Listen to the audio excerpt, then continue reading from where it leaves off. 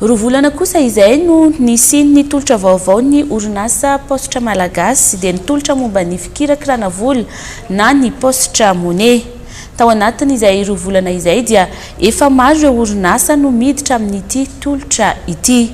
Androany dia ny orinasa CNaPS indray no nanosy ny fifanaraham-piaraha-miasa miaraka amin'ny Paositra Malagasy amin'ny fandoavana ny fisotrondronono ireo beantitra ao amin'ny CNaPS amin'ny alalan'ity PaositraMONEY ity sy fifanarahana iray hafa ihany koa mikasika ny fitaterana ny colis sy ny courrier andreo rasa magaika ny CNaPS manerana ny Madagasikara.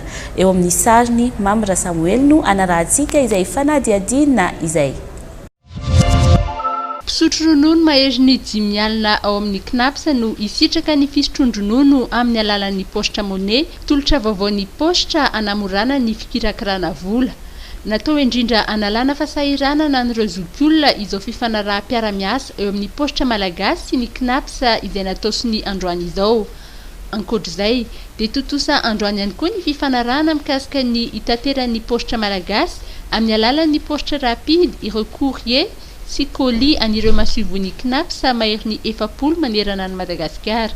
Eo amin'ny PaositraMONEY zany dia fomba anankiray zany izy io andefasana ny pension andreo beantitra any amin'izay toerana misy azy, zany hoe amin'izao fotoana izao zany dia ny vola indray zany hoe ny pension indray mandeha manatona an'le beantitra fa tsy ny beantitra intsony manatona an'le pension miaraka amin'ity PaositraMONEY ity. Ka eo amin'ny mpitsitraka mpandray fisondronono eo maherin'ny 5 alina na hoe maherin'ny 50 000 eo zany no hisitraka an'ity le PaositraMONEY ity manomboka izao, zany hoe isy mpanjifa vaovao maherin'ny 10 alina eo zany ny PaositraMONEY manomboka amin'ity le sonia ny arahan'ny Paositra sy ny CNaPS nanao ity androany. Ny teo anivon'ny CNaPS dia nanambara fa ireo beantitra any amin'ny faritra lavitra no tena tsinjovina amin'ity tolotra vaovao vokatry ny fiaraha-miasa ny Paositra sy ny CNaPS ity fa afaka manao izany ihany koa ireo te hisitraka izany.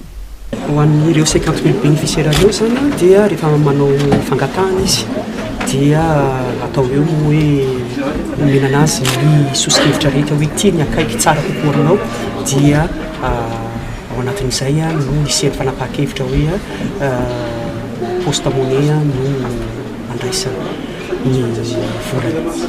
Biraon'ny Paositra miisa 570 manerana ny nosy izao no efa manana ny tolotra PaositraMONEY. Efa misy kosa nefa ireo tompona andraikitry ny Paositra avy amin'ny birao miisa 50 no manaraka fiofanana eny amin'ny Matv izay efa mamarana izany izao ka manomboka ny alatsinainy ho avy izao dia hisokatra any amin'ireo biraon'ny Paositra miisa 450 sy 900 ny tolotra PaositraMONEY.